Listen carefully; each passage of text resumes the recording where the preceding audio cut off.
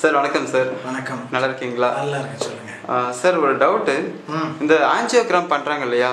So அது வந்து நல்லதுங்களா? எல்லா ஏஜ்காரங்களும் அதை பண்ணலாமா?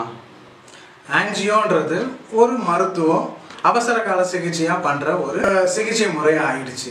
இந்த ஆஞ்சியோ பண்ணுற அளவுக்கு உங்கள் உடம்ப யாருக்கு எடுத்து வச்சுருக்கா? ஆக்சுவலாக புரிஞ்சுக்கணும், நம்மளோட ஹார்ட்டில் சில நாளங்கள் ஆர்ட்ரிஸில் வந்து பிளாக் ஆகிருக்குன்றாங்க. ஆக்சுவலாக நம்ம உடம்புல இருக்கிற பெரிய நாளங்களே நம்மளோட ஆர்ட்ரிஸ் தான். இந்த ஆர்ட்ரிஸ்லேருந்து போகிற இந்த இரத்த நாளங்களில் உங்களுக்கு அடைப்பு ஏற்பட்டுச்சு. அந்த அடைப்பு வந்து பிளாக் ஆகி உங்களுக்கு ஹார்ட்டுக்கு போகிற ரத்தங்கள் சீராக ஓடலைன்னு உங்களுக்கு அது பிரித்து அந்த இடத்துல ஆஞ்சியோ பண்ணுவாங்க.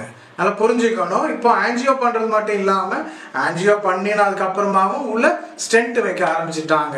ஸ்டென்ட்ன்றது விரித்து அந்த இரத்த நாளத்தில் அந்த கொழுப்பு படிவத்தை நீக்கி அதுக்கு பதிலாக சப்ஸ்டியூட்டாக ஒரு நெட்டு போல ஒன்று வைப்பாங்க. அதுவும் டெம்பரரி தான். இது எல்லாமே அவசர கால சிகிச்சை தான், புரிஞ்சுக்கணும்.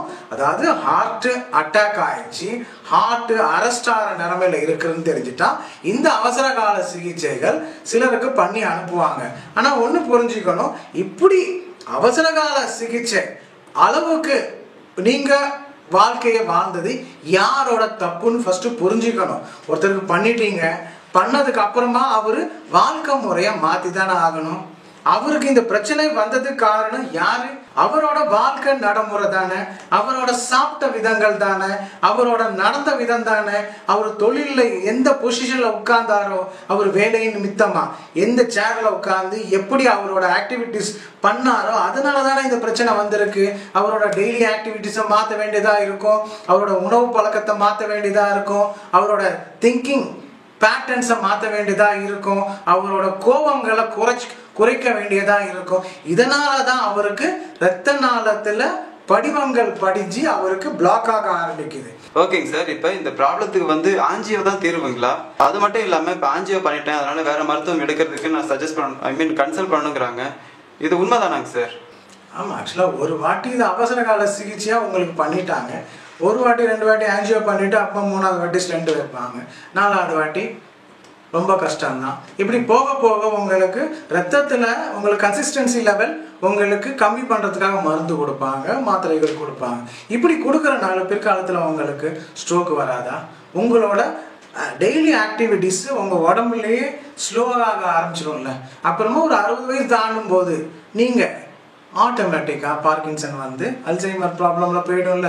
அப்போனா புரிஞ்சுக்கணும், இந்த ஆஞ்சியோன்றது ஒரு அவசர கால சிகிச்சை. இந்த அவசர கால சிகிச்சை மக்களுக்கு வேர்வை வந்தாலே போயிடும், நல்ல விறுவிறுக்க நடந்தாலே உங்களுக்கு இந்த ஆஞ்சியோவும் தேவையில்லை, இந்த ஸ்டென்ட்டும் தேவையில்லை. இதெல்லாம் நீங்கள் ஆக்டிவிட்டிஸ் பண்ணாதனால தானே இந்த பிரச்சனைகள் உங்களுக்கு வந்திருக்கு. அப்போனா ஒரு வாட்டி உங்களுக்கு அலர்ட் கொடுக்குது. அந்த அலர்ட்டை நீங்கள் எந்த ஒரு மருத்துவத்தில் நீங்கள் பார்த்தீங்கன்னா அதுக்கப்புறமா கண்டிப்பாக வாழ்வியல் முறைகளை மாற்றணும்ல. டாக்டர்லாம் சொல்ல மாட்டாரு உங்களுக்கு நீங்க நான்வெஜ் சாப்பிட்றது நிப்பாட்டணும், உங்க ஆக்டிவிட்டிஸ் பண்றது நீங்க நல்லா பண்ணணும், எக்ஸசைஸ் நீங்க பண்றது நல்லா பண்ணணும், உங்க உணவியல்ல பத்தியத்தை வாரம் ஒரு வாட்டியாவது கடைப்பிடிக்கணும்னு சொல்ல மாட்டாங்க. ஏன்னா அவங்களுக்கு திருப்பி நீங்க கஷ்டப்பட்டா அவங்க திருப்பி நீங்க அங்கதான் போக போறீங்கன்னு ஒரு இதுல இருக்கும். பாதிப்படைஞ்சது யாரு? நீங்க தானே.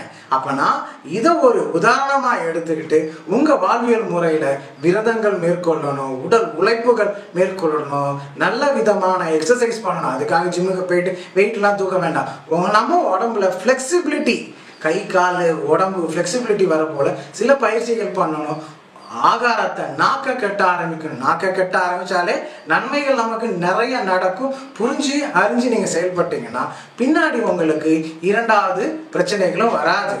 ஓகேங்க சார். இப்போ இந்த ப்ராப்ளம் வந்தவங்களுக்கு இந்த நோய்க்கு மாற்றா நம்ம மருத்துவத்தில் தீர்வு இருக்குங்களாங்க சார்? ஆமாம், இங்கே இயற்கை மருத்துவம்னா என்ன? நிறைய பேர் நினைக்கிறாங்க நாங்கள் ஏதாவது இயற்கையில் விளைஞ்சது கொடுப்போம், நல்ல சக்தியானது கொடுப்போம், நல்ல சப்ளிமெண்ட் கொடுப்போம். இயற்கை மருத்துவம் அது கிடையாது. இயற்கைனா இயற்கையிலே நம் உடல் ஆகப்பட்டு செல்களால் ஆனது. அது தன் வேலையை செய்ய வைக்கணும். அது அந்த வேலையை செய்யலை. ஏன் செய்யலை? நீங்கள் திங்கிங் பண்ண பேட்டர்ன், நாளைக்கு செய்யலாம் அப்புறமா செய்யலாம், எல்லாத்தையும் திங்க் பண்ணி நம்மளோட எண்ணங்களே ஸ்லோ ஆயிடுச்சு.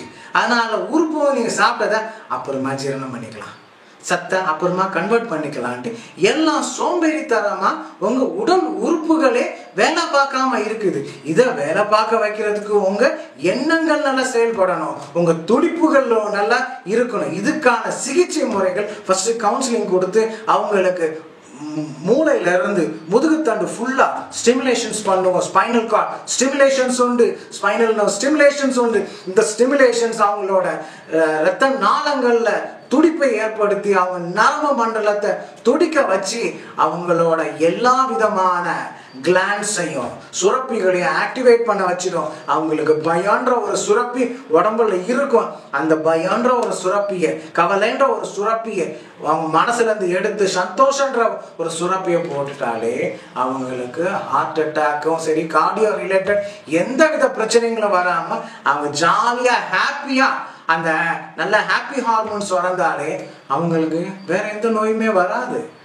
ஓகேங்க சார். இப்போ நம்ம இயற்கை மருத்துவம் எடுத்தோம் அப்படின்னா அதற்கு அடுத்து அவங்க மேற்கொள்ள வேண்டிய முறைகள், அதை பத்தியம் இருக்கிறது, டயட் மெயின்டைன் இப்படி தான் இருக்குங்களாங்க சார்? ஆமா, இயற்கை மருத்துவம் வந்து எடுக்க வேண்டியது இல்லை, புரிதல் தான் வேணும். இயற்கை மருத்துவத்தை அவங்க புரிஞ்சுக்கிட்டு இங்க பண்ற சிகிச்சைகளை தான் மேற்கொள்ளணும். சிகிச்சைகள் மூலியமா அவங்களுக்கு சாப்பிட்ற உணவு பழக்கத்துல இருந்து, அவங்களுக்கு பண்ற எக்ஸசைஸ்ல இருந்து, பிராணாயாமால இருந்து, மூச்சு பயிற்சியில இருந்து, யோகா தெரபில இருந்து எல்லாமே அவங்களுக்கு எஜுகேட் பண்ணணும். அதெல்லாம் ஃபாலோ பண்ணீங்கன்னா பிற்காலத்துல எந்தவித நோயும் அவங்களுக்கு வரவே வராது. சரிங்க சார். இப்போ இயற்கை மருத்துவம்னு சொல்றீங்க, இதுக்கு வந்து மருந்து மாத்திரைகள் இல்லைன்னு சொல்றீங்க, டயட் மெயின்டைன் பண்ணணும்னு சொல்றீங்க. இந்த மருத்துவத்தில் அப்படி என்னதான் நம்ம பண்றோங்க சார்?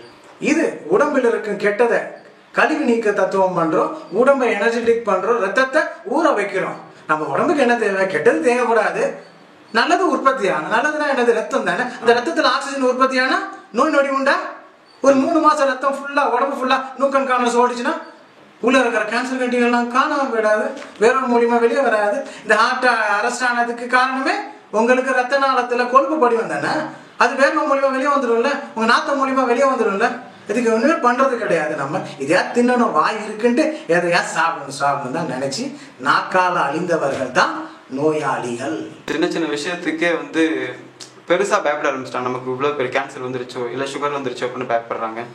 ஆனா நீங்க சொல்றதை கேட்கிறப்ப இதெல்லாம் நோய்களே இல்ல, உணவு முறையை மாத்தினாலே சரியாயிரும் அப்படின்ற மாதிரி தான் சார் தோணுது. அவ்வளவுதான், சிம்பிள் லைஃப். சிம்பிளா உட்காந்து சந்தோஷமா வாழ்ந்தாலே நோய் நொடி இல்லாம நம்ம வேலையை நம்ம செஞ்சுட்டு போகலாம்.